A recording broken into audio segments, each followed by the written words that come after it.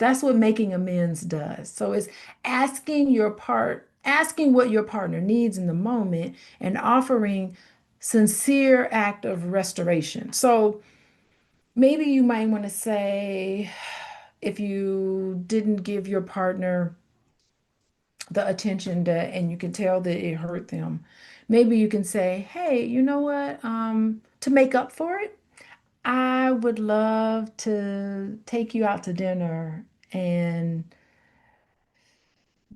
let's go to bed at the same time. This week, let's, as a way of giving the back some of the energy to you. So what would you like for me to do to repair? It's not bribery, Jen. It's making amends. It's admitting. It's admitting it. It's saying, let's eat together. Let's spend time together. Michael, when do you know it's a good time to suggest it so that you are received well? I mean, I think you can't just go right into making amends. I think you need to acknowledge it, talk about the deficiencies, talk about the feelings of sadness and regret, and then say, I'd like to make it up. Is that okay? You know, try to make it up. Okay.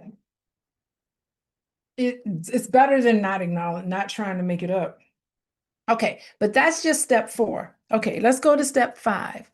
Step five, resolve not to repeat the behavior. This may include making a plan to police yourself. I think it's good to police yourself, or asking for feedback throughout the coming week.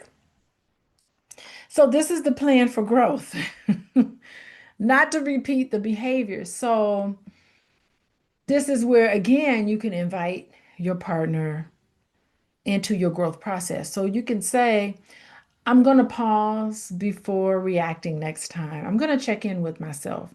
If you notice me slipping into these old habits, please tell me, but I want to catch it. I want to catch it in real time. You can give your partner permission.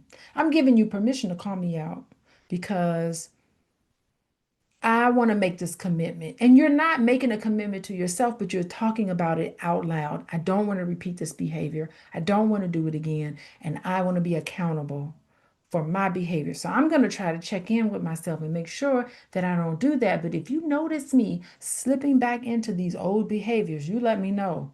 I want to catch it in real time because I don't want to hurt your feelings. How about that? I think I will begin counting to 10 before responding. Easier said than done. But if you practice it, you can do that.